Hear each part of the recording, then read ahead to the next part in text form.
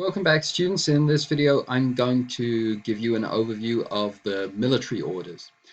So these are orders that combine monastic discipline and martial skill, really for the first time in the history of Europe, in the history of Christianity. But in many ways, they're a logical conclusion of the idea of being a crusader. The idea of being a crusader was that this was a way for a knight, for a temporary period of time, to take up the level of commitment to Christianity and sacrificing themselves to Christianity that monks would adopt permanently when they made vows to remain in their abbey and to follow the monastic life. And so this is kind of just a way of fusing that. This is a way for knights to dedicate their entire lives to fighting in the service of Christianity and focusing on following the teachings of Christianity and the life of a monk rather than just doing this for a brief period of time, doing this for a single campaign, and then returning to life in the world.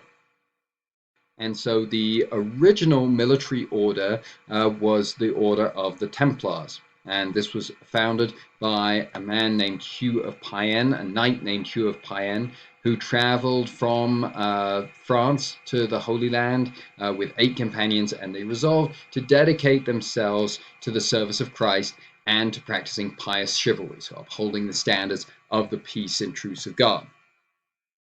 They also vowed to protect pilgrims. So whereas monks traditionally made 3 vows: to remain poor without their own possessions, to remain celibate, and to be obedient to their superiors, the Templars took an additional vow.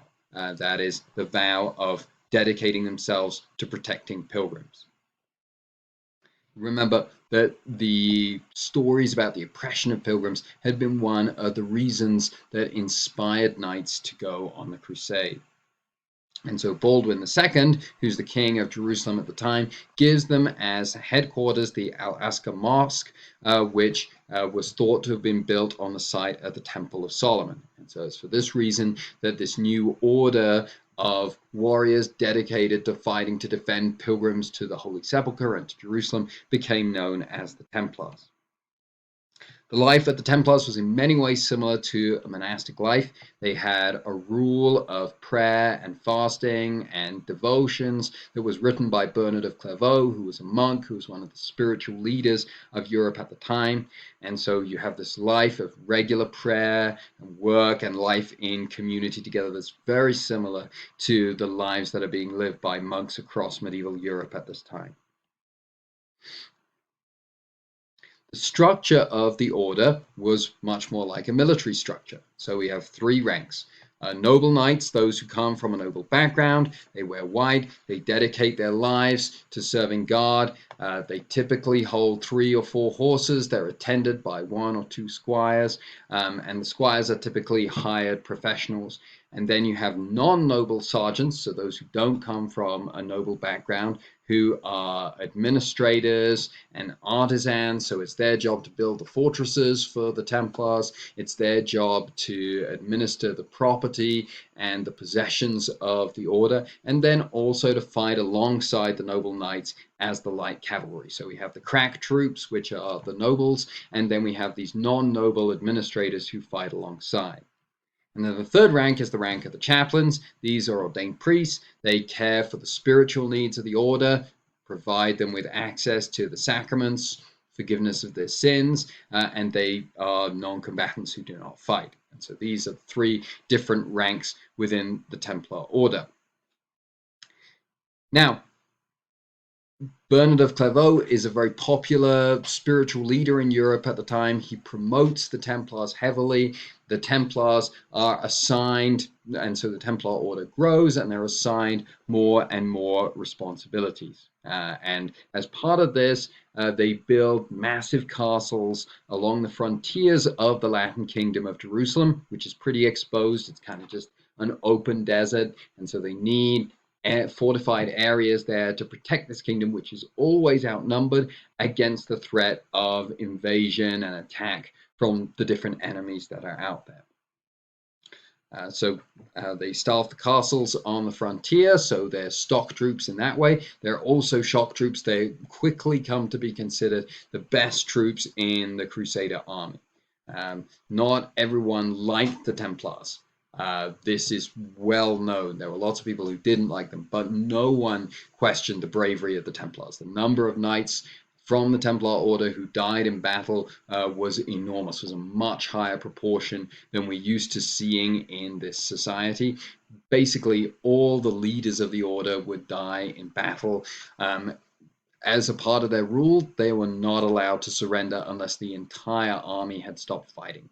And fleeing from battle was considered grounds for expulsion from the order. So if you take on the life of a Templar, you're really taking on a dedication to fighting in the cause of the Crusades and fighting to the death, basically. Now, that's kind of the story of the Templars in the Holy Land. They become these shock troops. They become the administrators of these castles designed to protect the Crusader territory in the Holy Land. And they have this great reputation for bravery. But they also have an impact on Europe and European society. And this is important because it shows us how the Crusades, on one hand, you see an impact of medieval society on the Middle East, on a foreign society. On the other hand, you see the impact of the Crusades is in return shaping that medieval European society. And we see this in the construction of local Templar houses throughout Europe. And so these are kind of your local recruiting stations where people join up to become Templars, where they get trained and are made ready to go and fight to defend the Latin Kingdom of Jerusalem. So these local houses or local Templar monasteries can be found throughout Europe, and the churches of these monasteries are built in imitation of the Church of the Holy Sepulchre, as you can see from this image here. And so this is a way in which, again, the idea of Jerusalem and the idea of the Holy Sepulchre, devotion to the Holy Land, remained very active in this society. What's also interesting is that the Templars are some of the first bankers in European society. And that's because they have this network that stretches from Europe all the way across the Mediterranean to the Holy Land. And so it becomes pretty common for pilgrims to deposit money at their local Templar house. And then as they're traveling along the way on pilgrimage, they can withdraw money. They have a balance book or an account book. They can withdraw money from the different houses, Templar houses, on their way across Europe and their way to the Holy Land. And they pay a small administering fee for doing this. And so this means that the Templars are very successful. They're very financially successful, and they in fact become known as one of the first multinational corporations, or some historians have described them as the first multinational corporation. And so this is the success of the Templars. They become renowned as great warriors, and they also become extremely wealthy. A couple of other military orders that we'll talk about here. The second most famous order is the Order of the Knights Hospitaller. What's interesting about the Hospitallers is that they did not start out as a military order. Instead, they started out as monks who provide a hospital for poorer pilgrims in Jerusalem.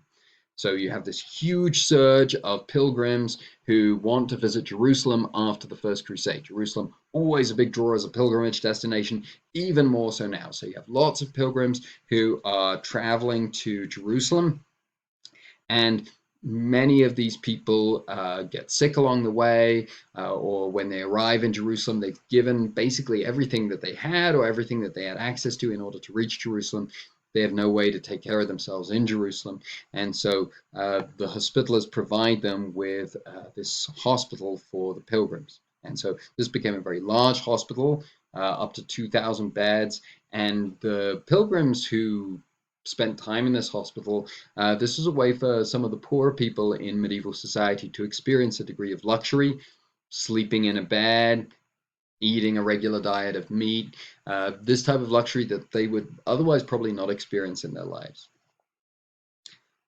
So the Hospitallers become approved as a religious order in 1113, but then we start to see this pivot towards the Hospitallers becoming a military order in 1136, when the king of Jerusalem at the time, who was called Fulk, gave them a castle. And the idea was probably that the Hospitallers would use the proceeds from the lands associated with this castle, the property associated with this castle, to fund their hospital. And they would have hired mercenaries in order to defend the castle. But over time, they come to hold more and more castles, and they develop a military branch of the order to defend these castles. And over time, they become more and more renowned as a military order. And so we find recruits again coming from throughout Europe to join the Hospitaller Order to fight for the Hospitallers. And they build one of the most famous Crusader castles, the Castle of Crac Chevalier that you see here. You can really see how castle building has changed a lot. We were looking at Mart and Bailey castles of early medieval Europe not that long ago.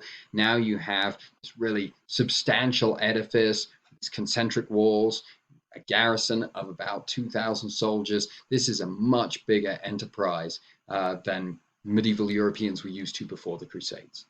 And so it just shows how medieval Europeans have adopted a lot of the castle building engineering practices of Byzantine society, Turkish society, Arab society that they come in contact with in the Holy Land, where infrastructure is just that much more established and built on a larger scale.